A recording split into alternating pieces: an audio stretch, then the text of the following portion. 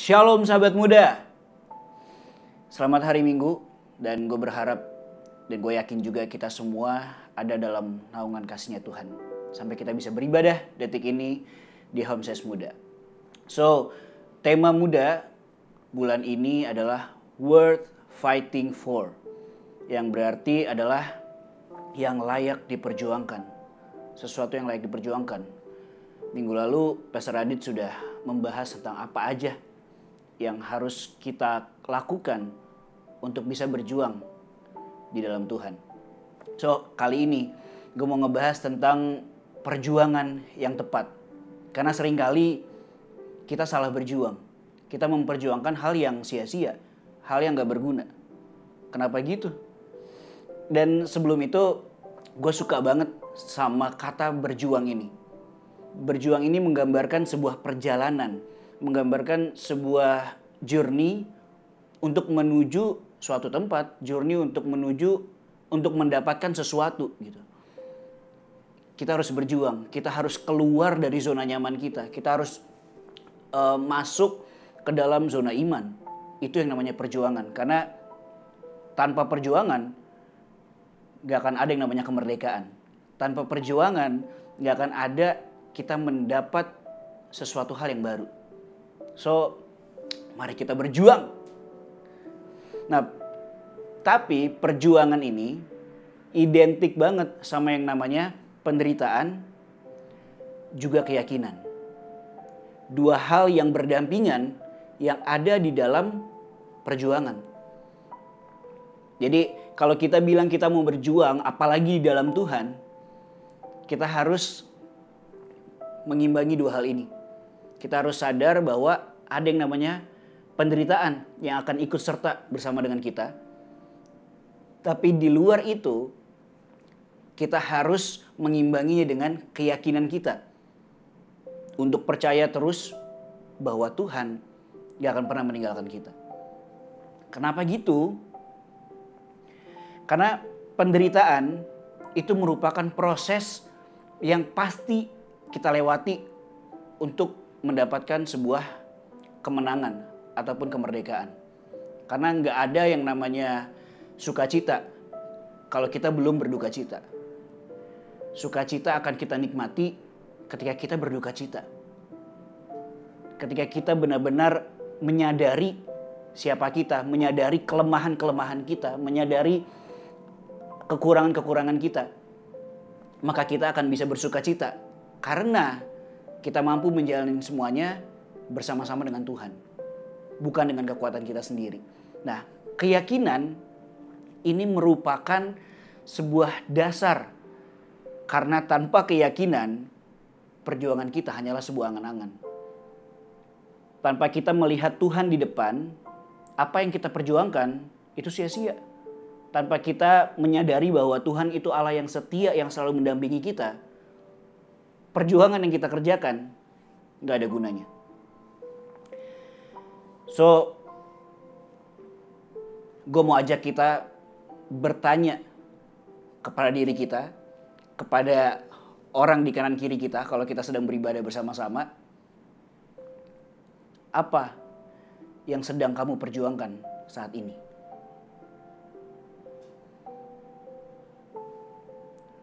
Kita gak pernah tahu.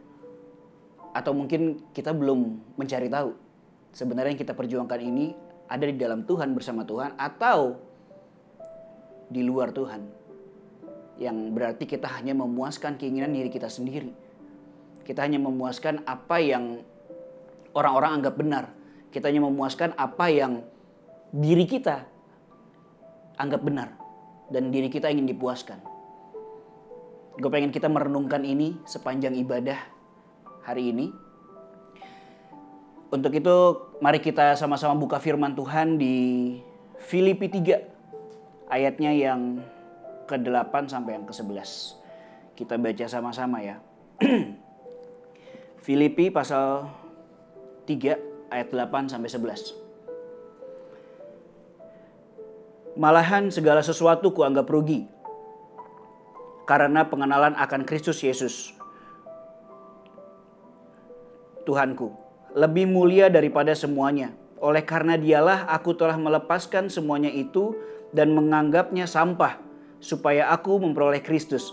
Ayat 9, dan berada di dalam dia bukan dengan kebenaranku sendiri, karena mentaati hukum Taurat, melainkan dengan kebenaran karena kepercayaan kepada Kristus, yaitu kebenaran yang Allah anugerahkan berdasarkan kepercayaan. Ayat 10, yang ku kehendaki ialah mengenal dia dan kuasa kebangkitannya dan persekutuan dalam penderitaannya, di mana aku menjadi serupa dengan dia dalam kematiannya.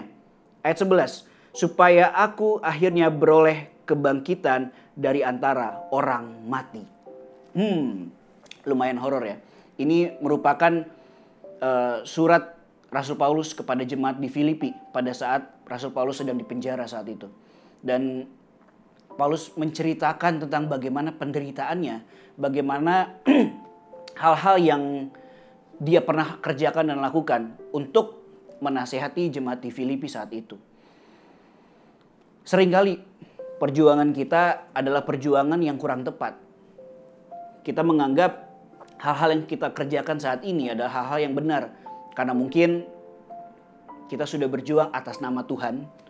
Kita melakukan kegiatan-kegiatan keagamawian, kegiatan-kegiatan religius yang kita anggap benar di mata Tuhan. Tapi ternyata kita nggak mengikut sertakan Tuhan. Dan perjuangan seperti ini sia-sia, teman-teman. Di ayat 8 ada kata sampah. Boleh teman-teman lihat ayat 8 ini. Kata sampah ini bahasa aslinya adalah skubala. Skubala ini merupakan kata ofensif yang berarti kotoran. Nah, kotoran di sini bukan sekedar kotoran biasa, tapi Paulus mau menggambarkan sebuah kotoran yang menjijikan gitu. Bahkan dikatakan kotoran manusia.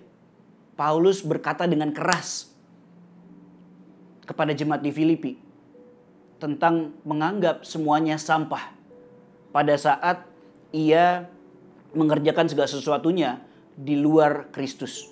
Pada saat ia menjalankan semua kegiatan keagamawian, semua hal-hal lahiriah, hal-hal jasmani, hal-hal yang memuaskan keinginannya di luar Kristus. Dia anggap kotoran, dia anggap sampah, dan dia anggap itu menjijikan.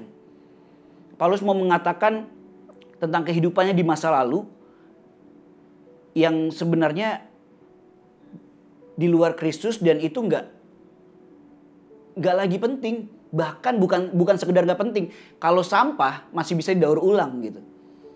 Tapi kotoran udah nggak berarti. Bau, busuk, jijik, dan orang-orang maunya membuang itu. Ini segala sesuatu yang Paulus mau sampaikan, segala sesuatu yang ia kerjakan saat ia belum mengenal Kristus dan tidak melakukannya karena Kristus, itu dianggap menjijikan. Sekarang tanyakan lagi kepada diri kita. Apakah kita sedang memperjuangkan hal-hal bersama dengan Kristus? Atau hanya ingin memuaskan keinginan lingkungan kita, keinginan diri kita, ego kita sendiri. Dan kita sedang anggap apa? Apakah kita sudah memperjuangkan hal yang tepat hari ini, saat ini? Nah, pertanyaannya, kenapa Rasul Paulus menggunakan kata yang sangat kasar atau keras kepada jemaat Filipi ini? Dia sampai bilang kotoran manusia. Ini bukan hal yang sederhana, teman-teman. Bukan hal yang biasa-biasa aja. Tapi dia mau benar-benar menyatakan bahwa segala sesuatu di luar Kristus itu menjijikan. Boleh sama-sama katakan menjijikan. Dan itu benar-benar gak penting lagi buat Paulus. Kita akan mulai dari ayat yang terakhir tadi kita baca, yaitu di ayat 11. Boleh teman-teman lihat lagi, ayat 11 di situ ada kata kebangkitan orang mati. Nah, hal ini yang merupakan tujuan dari perjuangan Paulus. Perjuangan yang tepat, yang dimana kita harus ikut serta dalam perjuangan yang Paulus kerjakan saat itu. demikian sama kita, anak-anak Tuhan saat ini, yang Paulus mau sampaikan kepada kita. Apa hubungannya sama kebangkitan orang mati? Nah, kebanyakan dari kita memikirkan surga itu merupakan hal yang terpisah jauh dengan dunia ini. Kita memikirkan surga itu hal yang akan nantinya kita masukin. Akan nantinya kita ada di sana melayang-layang, terbang-terbang ya. Mungkin kalau selama ini kita berpikir demikian, ini hal yang kurang tepat menurut gue pribadi. Karena gue lihat dalam firman Tuhan, Alkitab mau menyatakan bahwa surga semestinya kita bawa ke dunia sebagai agen-agen kerajaan surga. Anak-anak Allah, ahli-ahli waris kerajaan surga. Bukan berarti kita nanti di sana, tapi saat ini ketika kita memutuskan percaya kepada Kristus, kitalah agen-agen kerajaan surga yang akan membawa damai sejahtera surga di tengah-tengah dunia. Nah, menurut gue keyakinan yang tadi itu merupakan hal yang gak adil bagi rancangan Tuhan yang dituliskan di Alkitab. Karena Alkitab menyatakan sebagian besar dari janji yang kekal ialah tentang kebangkitan orang mati. Jadi Tuhan mau merekonstruksi dunia yang sudah hancur, dunia yang mati, orang-orang yang mati ini. Tuhan mau bangkitkan lagi. Menjadi kerajaan, menjadi surganya yang nyata di dunia ini. Gitu. Kristus sudah menghancurkan pekerjaan iblis. Dan Tuhan akan membangun kembali dunia yang indah, namun telah hancur saat ini. Teman-teman bisa lihat di bab-bab terakhir dari kitab Wahyu, surat Wahyu. Ya kan, itu akan dinyatakan surga yang gak lagi bisa dihancurkan. Dunia yang baru, yang sama seperti sekarang ini, tapi dengan situasi dan keadaan di mana Tuhan memimpin. Dan kita anak-anaknya menjadi ahli warisnya. Tuhan akan menuntun kita untuk menutup atau menghapuskan setiap kesalahan. Menghapuskan setiap air mata. Membebaskan kita dari kematian. Gak akan ada lagi yang namanya kematian. Kemudian dosa, tragedi, kecanduan, sakit, atau juga penyakit mental yang saat ini sedang marak dirasakan oleh banyak orang karena berbagai hal, itu gak akan ada lagi ketika hari kebangkitan orang mati itu tiba. Dan ini yang Paulus perjuangkan. Paulus ingin menyatakan itu. Paulus ingin berjuang untuk melihat itu semua nyata di dunia. Bukan nanti, bukan hal yang mistis atau hal yang kita anggap ngawang-ngawang ke sana, enggak. Tapi itu akan nyata di tengah-tengah kita. Orang-orang percaya harus siap bahwa Tuhan akan menyatakan surganya lewat kita semua.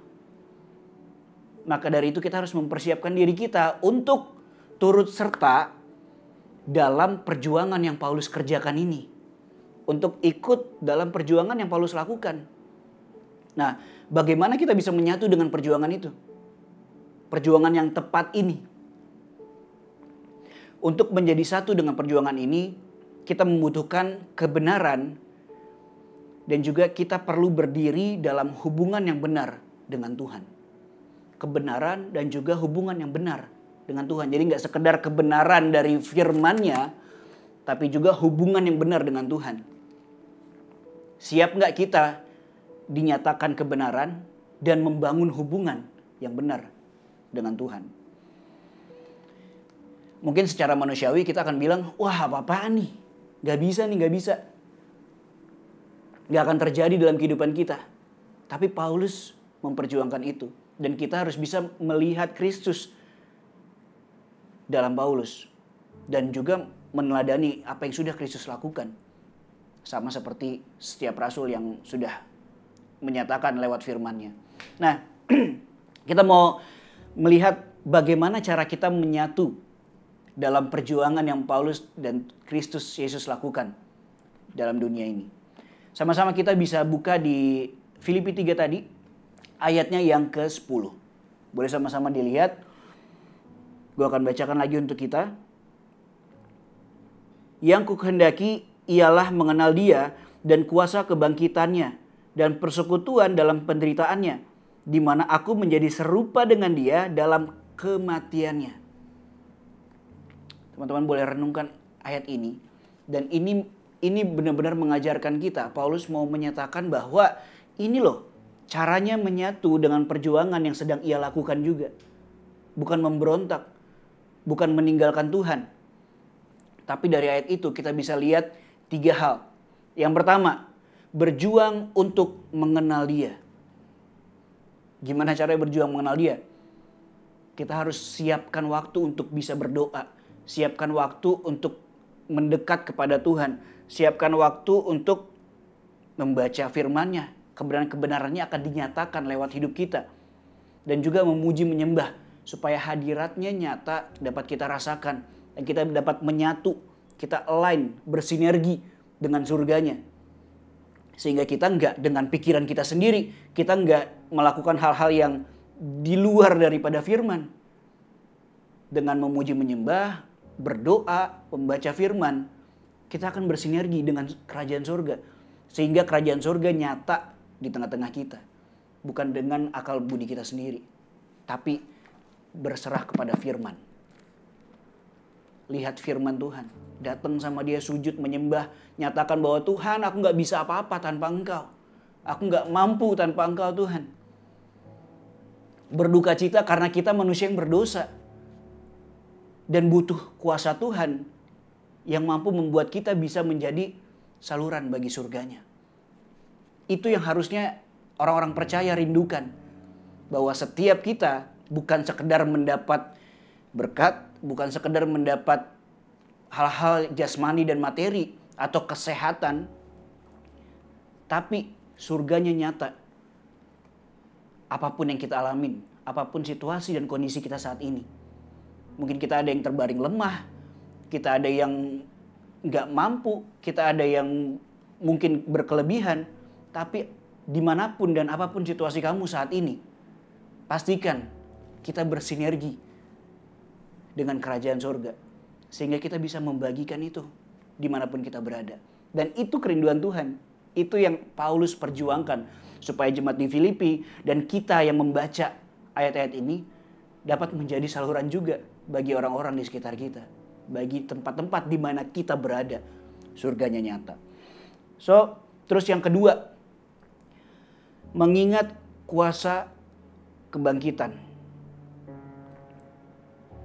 Kita ini adalah manusia berdosa yang diselamatkan oleh salib. Tanpa salib, kita tidak diselamatkan. Karena Kristus mati di kayu salib, kita selamat.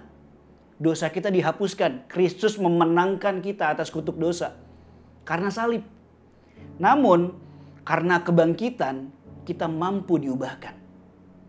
Makanya kita harus selalu mengingat kuasa kebangkitan Tuhan. Kita sudah memiliki Tuhan yang bangkit. Kita sudah merasakan, mengalami Tuhan yang bangkit. Ingat terus, renungkan terus kebangkitan Tuhan. Sehingga itu menyatu dengan hidup kita. Dan kita mampu diubahkan. Tuhan sudah bangkit. Maka kita mampu berubah. Maka bisa dengan kata lain dikatakan salib menyelamatkan. Kebangkitan mengubahkan. Lihat salib untuk sadar diri kita sudah diselamatkan. Tapi ingat kebangkitannya untuk kita mampu menjalani perubahan-perubahan. Pertobatan kita hari demi hari. Lihat salib dan ingat kebangkitan. Itu yang kedua. Dan yang ketiga, bersekutu dengan kematian juga penderitaannya. Ini yang mungkin agak tricky. Maksudnya gimana ya? Bagaimana kita bisa menyatu dengan penderitaan dan kematian Tuhan? Nah, maksudnya di sini adalah kita harus mengambil bagian dalam kebangkitan. Tadi sudah dikatakan. Tapi juga jangan lupa bahwa kita, anak-anak Tuhan, orang-orang percaya, dipanggil untuk berbagi dalam penyangkalan diri dan juga penderitaannya di kayu salib. Penderitaan Tuhan di kayu salib itu seperti apa? Lihat firman Tuhan. Lihat kisah Kristus saat ia dihianati, saat ia dicemooh, saat ia dihancurkan. Hanya untuk kamu. Hanya untuk kita semua. Dan itu yang perlu kita teladani dan perlu kita lakukan. Siap dihancurkan demi kehidupan. Siap remuk supaya banyak jiwa-jiwa yang hidup.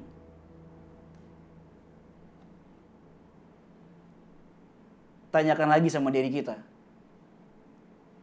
Perjuangan seperti apa yang sekarang sedang kita alami dan jalani.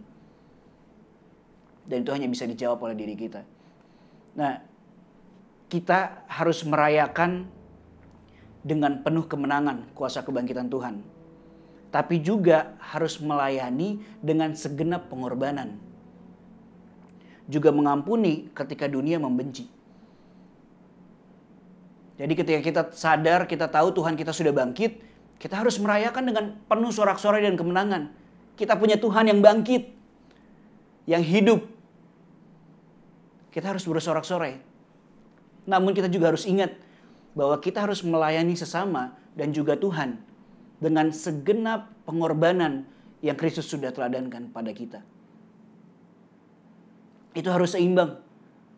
Dan ketika kita melakukan itu, kita harus ingat bahwa dunia akan membenci kita. Dan kita harus siap untuk mengampuni. Memang ini gak mudah. Apalagi untuk anak-anak muda. Ini gak gampang. Tapi ini harus kita perjuangkan. Maka dari itu kita harus menemukan perjuangan yang tepat dalam kehidupan kita. Berjuang bukan sekedar berjuang tapi mengikut sertakan Tuhan.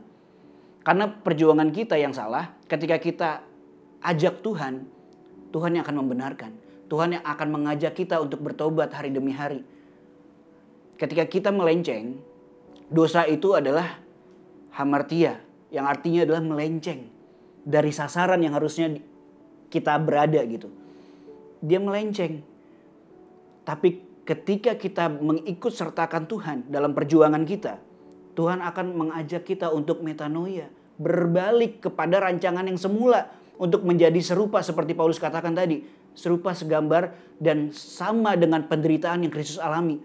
Kenapa? Karena kita sudah melenceng. Dosa membuat kita jauh dari tujuan Tuhan. Tapi dengan pertobatan dan kita mengikut sertakan Tuhan, dengan kuasa kebangkitannya, karena kita gak bisa berjuang sendirian, Tuhan akan membawa kita kembali. Memang pertobatan gak pernah nyaman. Tapi dengan iman, dengan pengharapan, kita akan berjalan menuju kemenangan demi kemenangan. Sehingga tanpa sadar, surganya sudah nyata di sekitar kita. Tanpa sadar orang-orang akan bilang, ini orang nyembah siapa ya? Siapa yang jadi panutannya ya? Sampai benar-benar semua orang dapat merasakan kuasa Tuhan lewat hidup kita. Mari kita berjuang, berproses bersama-sama untuk menyatu dalam perjuangan yang tepat. Mungkin selama ini kita berjuang dengan memikirkan ego kita, memikirkan orang-orang di sekitar kita. Itu gak salah, itu manusiawi. Tapi hari ini ketika kita dengar ini, ayo gue ajak kita untuk mengikut sertakan Tuhan. Sehingga hal-hal yang di luar Tuhan akan terkikis satu demi satu. Dan Tuhan akan mengajak kita untuk melihat bahwa kita lebih daripada pemenang. Kenapa kita dinyatakan lebih daripada pemenang? Karena kita adalah orang yang sudah diselamatkan dan Tuhan memenangkan kita. Dan itu yang harusnya menjadi motor kita untuk menjalani kehidupan. Tuhan sudah memenangkan. Apa alasan kita untuk bilang gak mampu? Tuhan sudah memampukan. Tinggal pilihan kita, mau gak datang berserah, datang bilang Tuhan, aku butuh Engkau. Dan biarkan Dia memproses kehidupan kita. Mungkin sama ini pendidikan jadi fokus kita. Atau karir menjadi fokus kita. Atau perkataan orang menjadi fokus kita. Tapi di sini, Paulus mau mengajak kita untuk ikut serta dalam perjuangan yang tepat.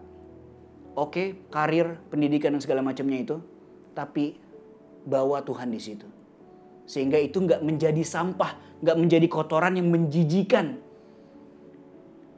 Tapi itu bisa menjadi kemuliaan di sekolahmu. Ketika kamu ikut sertakan Tuhan, kamu jadi memuliakan Tuhan. Dan kamu dapat membagikan surganya di pekerjaanmu atau dimanapun kamu berada. Ketika kamu ikut sertakan Tuhan, Tuhan yang akan mengerjakan, Tuhan yang akan membuat surganya nyata di dunia. Dan itu harus menjadi kerinduan kita sekali lagi. Dan demikianlah hal-hal yang tadi gue sampaikan.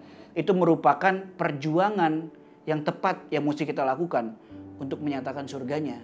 Tapi bukan hanya karena kita melihat Paulus, tapi karena kita melihat Kristus yang ada dalam kehidupan Paulus. Siap menderita, siap berjuang untuk mengenal dia lebih lagi.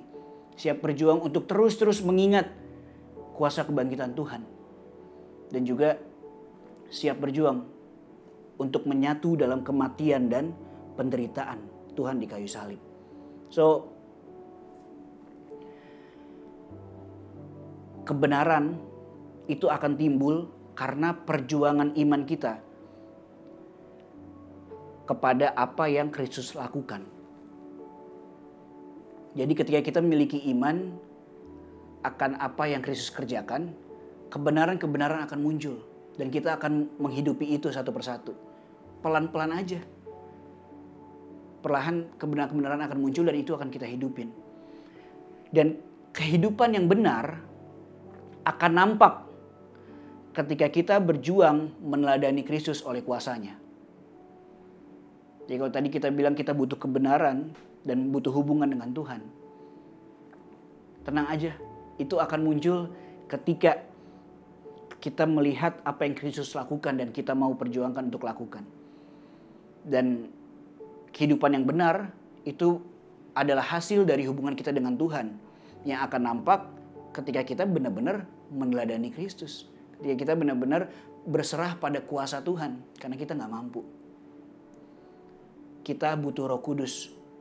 Kita butuh datang untuk meminta Tuhan. Hanya Engkau yang mampu menguatkanku untuk menghidupi semua ini. Atau menjalani pertobatan yang harus kita hidupi.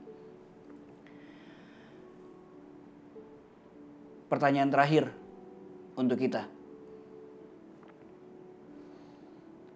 Sudah tepatkah perjuangan kita hari ini? Mari kita sama-sama berpikir, sama-sama merenung. Karena merenung akan membuat cara berpikir kita itu menjadi lebih kuat. Dengan merenungkan apa yang kita lakukan, memikirkan apa yang harus kita lakukan, itu akan membuat cara berpikir kita dengan kuat, menjadi kuat. Ketika cara berpikir kita menjadi kuat, kita akan lebih bijak dan mampu memilih apa yang benar, berkenan, dan sempurna di hadapan Tuhan. So, mari kita bersatu dalam doa. Bapa yang baik, terima kasih Tuhan untuk setiap hal yang Tuhan kerjakan dalam hidup kami.